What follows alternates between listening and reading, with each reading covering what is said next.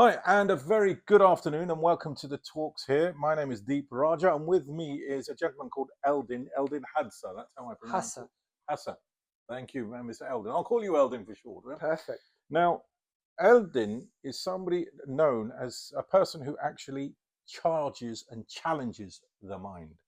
He turns it around from making you feel lazy or I can't to I not only can, I will do it. Now, we're going to be talking about certain areas here today, especially within the Asian community. Welcome, Eldon. Thank you so much, Deep, for having me on your show. And it's an honor to be with Oh, you and with your viewers and your listeners. thank you. I'll come straight to the point because this is what everyone's wanting to know. We all have bad habits. We all have difficult habits. If you take a lot of the Asian community, we become very emotional about things and we become a bit upset about things rather than tackling a problem. Why is it so hard to change a bad habit? Well, you actually described certain challenges. What happens in our brain is not only what we think, but also when that is coupled with the strong emotion. And this is actually the main reason why it is so difficult to change a habit. And I would say the biggest challenge is in order to change a disempowering negative habit, is to choose not to make the same choices as you did the day before and the day before and the day before. And to put it into perspective, perhaps you are eating certain foods which you know they are not good for you, and you have done this for 6 months, for a year, maybe for the last few years, and you put on a few pounds, and now you want to start making a positive choice, like instead of eating cakes, you want to eat some fruit. But what the cake was doing was helping you to produce these happy hormones in the body, like tub of ice cream. Dopamine is called. And so we actually get addicted to the production of these chemicals in the brain, which eating a piece of fruit doesn't give the same reward. And also, it takes a certain number of repetitive behavior in order for the positive habit to become an automatic permanent habit. So let me get this straight. Let's say that somebody tends to eat, I mean, a lot of people when we're younger eat chocolate to make us feel better. Yes? A lot of Maybe dopamine. whether you've been a good boy, here, have a chocolate. You've been a bad boy, feel better, have a chocolate. Are you saying stop that? Because that is creating the problem. So going cold turkey is ideal, but for a lot of people, it is not a solution. So I would say is there is a study in University College London that they said they've studied the process of how in the brain we develop these positive habits until they become an automatic habit. And they've researched in the group of people, and they identified that it takes on average 66 days for the habit to become a permanent habit in the brain, so now it's automatic. So but they said it could take anywhere between 2 weeks to 268 days, so up to 8-9 months. So repetition is a key. Now as an adult, these behaviors that you've learned as a child, as you said, they have been actually almost like a computer software program in the brain. You are unconsciously doing it. And I'm craving chocolate. You don't even know where this is coming from. It is because in the first 7 years of human's life, the brain is in a permanent theta brainwave state, which is almost like a software installation phase of human's life. And so that's why these programs or habits are challenging to change and replace when we are adults. But now as adults, we know what is good for us, what is What bad is for bad for us. us? Yeah. But then again, going back to emotions, as you said, we associate certain behaviors as a child with the strong emotion. Could be a positive emotion, could be some kind of trauma. And so those behaviors is what we know, and the body becomes an subconscious mind and the body is craving rather than Than the the mind. brain. Yeah. So, look, we've spoken about habits, but we haven't looked at beliefs. If you take again a lot of the Asian community, they're full of different beliefs, aren't they? Hmm. Some believe that it's good to pray a lot more. Some believe it's good to be vegetarian. Some believe that you should study harder and therefore you'll get good jobs. These beliefs are created from obviously our experiences. Are they good beliefs or are they stopping us and hindering the next generation? For example, our children who may not have been brought up in India or Pakistan. They're brought up here. They're not really into these beliefs. Is it a good thing or is it a bad thing to have these beliefs? So first, let's present to your audience how the belief is formed. So belief is nothing but a thought repeated over and over and over again. It doesn't necessarily mean it's the truth, and doesn't necessarily mean it's good or bad. You have beliefs which are very beneficial for us, like you have to bathe every day, you have to brush your teeth at least once, if not 2 3 times a day. So you have these positive beliefs, but then there are certain beliefs which could be a hindrance, which could be detriment to your well-being, to improving in every area of your life. Could be in your relationship, could be in getting a job, or just having a peace of mind. uh, it's not just the Asian community, I would say generally speaking, parents, they feel when a child does well at school and they get good grades, they can go to good university, get a good job, they're going to have better quality of life. Hmm. That's actually, to a high degree, that is accurate. However, certain children, they are perhaps more academically inclined towards art and something more creative, rather than those four jobs like doctor, lawyer, engineer, or if that doesn't work, then go and be in finance or an accountant, right? And if you're not doing any of those four, you're a failure, right? That's kind of a belief from a lot of communities, not just in Asian community. And I understand, I'm a parent myself, I understand the importance of a child doing well in life. But at the same time, I have met many parents who have spent thousands of pounds in therapy, paying for their children, because their children could not cope with the pressures that they have been demanded from them, from studies, from then work, because it's not the kind of, they're not naturally gifted to work in those industries. They have perhaps more for sport or creative kind of work. Which leads me very nicely into the next point of the question, because if you're saying that sometimes these beliefs don't necessarily work with everybody, and especially some children who maybe your father's a doctor and they think you should be a doctor, but what you want to be is a musician, the stress and the stress levels on children obviously gets higher because they're trying to please their parents, but on the other hand they also want to do what they like. But it leads me to believe, and this is where I would love you to come in, as you were talking about like the brain muscle stress. Yes, we think, yeah, but if we're not really allowed to have counseling or therapy because the shame it would bring on the family, how do we then make sure that we do not, for want of a better phrase, drive ourselves crazy trying to please our parents, but also doing what we want to do? Yeah, that's a very good question. So I think for your audience, it's important to understand what stress is.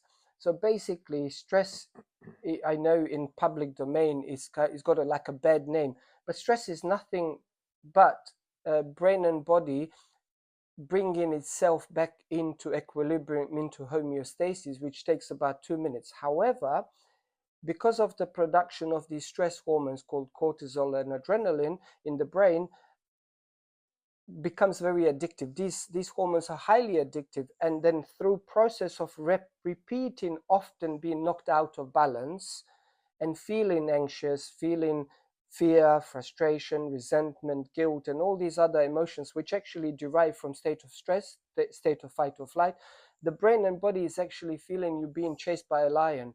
That's what is our physiological experience. And as you said, it's not, we are not being chased by a lion, we are being told by our parent that we need to do this or else. So, And sorry, I'm going to stop you there because this is exactly what I'm trying to get at. we need to do this or else. And I've stopped you simply because it's very difficult for certain communities in the Asian community to be able to say, for a child to talk to their parents and say, Mum, I know you're meaning well, but I don't want to do this. Dad, I know you're meaning well, I don't want to do this. So what the child would get is even more stress and more Mhm. homeostasis, No, as you said. homeostasis And is the balance, is the yeah, inner so peace, is the imbalance. equilibrium. Yeah, Imbalance, yeah, dis-ease, out yeah. of ease. So how do we So, tackle that? okay, so just to kind of point out, the stress is actually not being in a perpetual state of stress. No organism in nature can survive and live in a state of stress, and it's actually a detriment to the physical and mental health to be for prolonged period of time in state of stress, state of anxiety. And this is why we opt out for maybe alcohol, exogenous substances, maybe food. And actually, the medical establishment has confirmed that 98% of doctors' visits, they actually stem from state of stress, from state of fight or flight. All the chronic conditions, they come from there. So you actually are not helping your child. You're not helping yourself. So what you need to do, our default human state for the brain and body is called homeostasis, or inner peace, or equilibrium, or balance. And this is a state where you actually feel the emotions which are heart-centered, which are unconditional love, gratitude, appreciation, thankfulness, and you just feel like, at peace. Example, as an adult, we say, oh, I had a bad day, so I have to go to a bar to have a few drinks. What we are saying is, I know innately that my default state is homeostasis, is balance, but now my brain is associating having 2-3 pints of beer or 2 glasses of wine that is going to calm me down, make me feel better, or maybe we take some drugs, whatever, or eat loads of food. Food is also, we associate with making us feel better after a bad day. But what is the bad day? Is we got knocked out of balance and we were in state of stress for prolonged period of time. So if you want to help your child or help yourself, try to practice various things that it can help you, to become aware. If I'm in state of stress, I got knocked out of balance, what can I do? What is available as a tool in my toolbox to bring myself, which then I will help my brain and I will help my body to function at the optimal level. And I can share some of these techniques with your audience. I was going to say the next question. You very kindly explained what the habits are. You explained what our beliefs are. You've explained also how our beliefs can actually change into stress. But can you give me or share some kind of examples with me and for our audience here listening to you today of how they can not only help themselves, because of course that's important, but help our future generations to give tools that they will then carry on further? Absolutely. Yeah, that's a very good question. So, as I said, the state of homeostasis is associated with these positive emotions, and it actually feels like home, feels like this is, our natural state. When we, they say, I want to be happy. And when you feel happy, your heart is fully open, you feel safe to feel vulnerable, and you then also, it can be measured by science that your creative juices are flowing, and actually it improves your performance at work, at home, in relationships, and everywhere else when you are in that state. So what can you do? Number one, you become aware. And there is a technique. You take a pen and paper and you maybe take a couple of deep breaths and you just go inwardly and pay attention to your daily dominant disempowering thoughts, so negative thoughts, and then you write it down. Then next thing is daily dominant disempowering emotions, you write them down, and then behaviors, you write them down. Awareness is step one. When you become aware, it might take you 2-3 days of closing your eyes and being in silence and solitude, but this is very important. If you know what they are and you see they are repetitive, they are dominant, you can then choose to replace them. Just because you have a thought, you don't have to act on that thought, and B, doesn't mean it's true, because even the belief doesn't mean it's true. Where does it come from? Some very frequently comes passed down through generations. But in this modern society, modern world, it might no longer serve you moving forward. So are you saying question yourself, You question have to your do belief, introspection. challenge your belief? You have to do introspection, and then you look for evidence. Is it true? And it's called cognitive reframing. So you say, okay, I am not good at this. Well, what is the documented evidence to say that you are not good at that? Maybe it's what you have been saying to yourself. What if you say, if I try and I apply myself and I practice over time, I am certain I can improve. So if you've never, let's say you never done salsa, or you never practiced one of the traditional Indian dances, and you are going to a wedding and you feel embarrassed, oh my God, I always pursued these other things, but I never pursued my traditional dancing. Um, I'm bad. I'm just going to sit all night and I'm going to say to myself, I'm bad at dancing.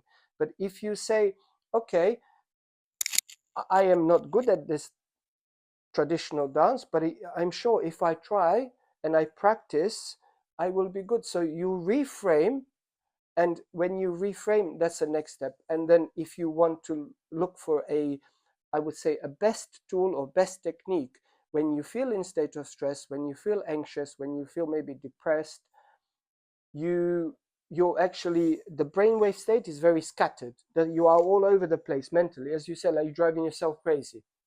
What's the emotional state?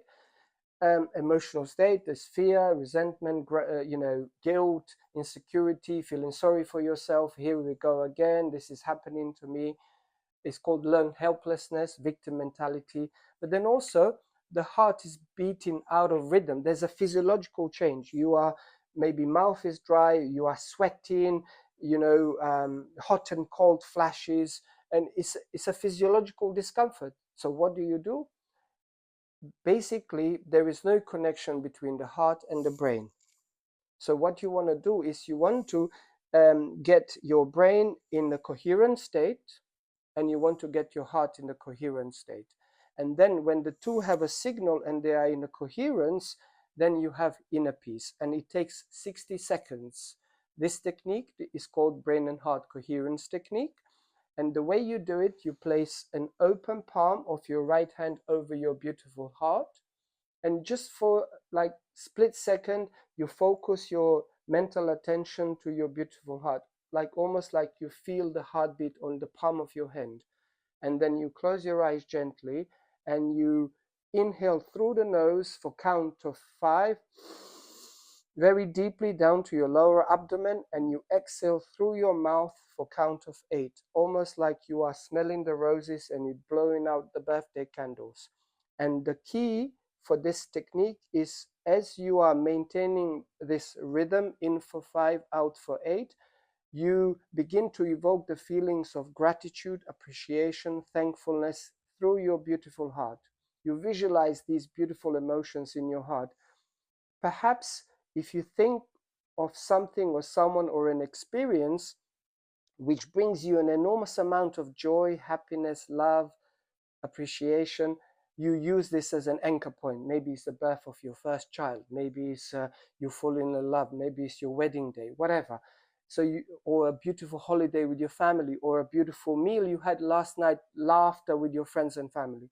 So you use that you can see and feel in your heart, and you take maybe 10 deep breaths which are coupled with this gratitude, with appreciation. And when you do that, now the brain is in a highly coherent state. You actually can feel your heart opening, your breathing, sense of calmness as well, isn't it? Sense of that's it, homeostasis. Now you are in your default state. So could we, I mean, literally, we're going to wrap this up very quick soon, but I just want to get this point, ask you, could we, or are you saying, take positive emotions of perhaps a great party you went to or whatever, take the good emotions and transfer them into a negative time to turn that negativity into a positive time? Is that right? Well, that's a very good question, and I would say there is a silver lining, there is a light at the end of the tunnel in everything. And very often in doing this for 30 years research and teaching for 18 years, I can tell you that we have been programmed by external environment, but also mostly by ourselves, that is like Armageddon, abandoned ship, Titanic has hit the iceberg scenario. And this is very seldom the truth. We over kind of exaggerate the situation, overthink,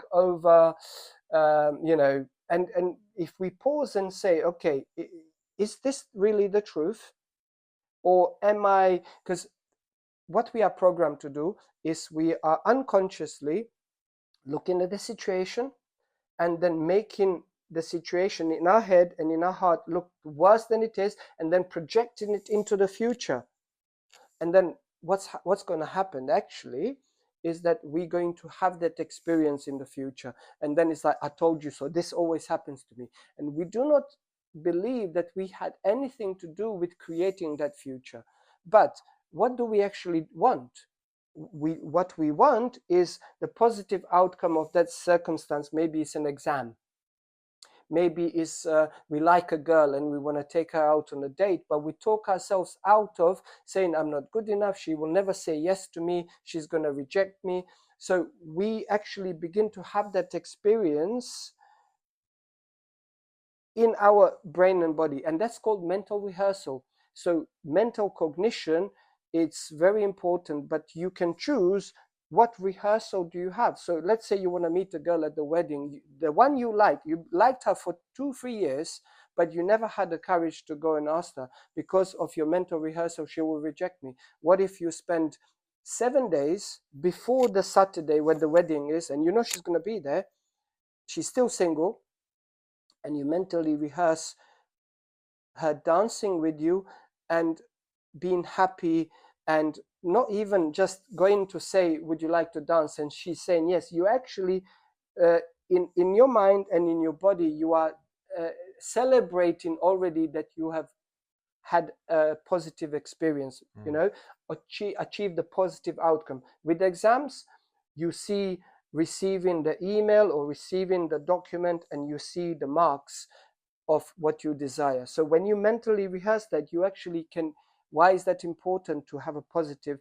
In sports, this is what they do. They don't just practice. The professional athletes, they don't just practice physically, they also practice mentally. All the sequence of moves, like let's say if it's a runner, basketball player, football player, they have problem with shooting penalties. They actually have a mind coach like myself who helps them with a mental rehearsal. So if they've missed 2 World Cup penalties, they still go on the next one and they actually score. And what had helped them, it wasn't just the physical practice, it was mostly the mental practice, because when we do that, we are actually changing the function and structure of our brain to look like the experience has already happened.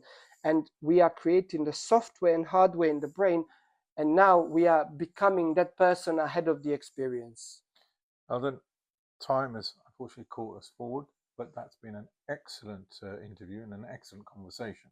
Thank you so much. I think what I've learned more than anything is that everything can be done in any community, in any way, as long as we want to do it in a positive way. I think that's what I've learned, and I hope everybody out there has learned that as well. Thank you for coming, and we look forward to seeing you again. Thank you so much. Thank you, Deep, and thank you to your viewers and listeners. See you again. Bye-bye.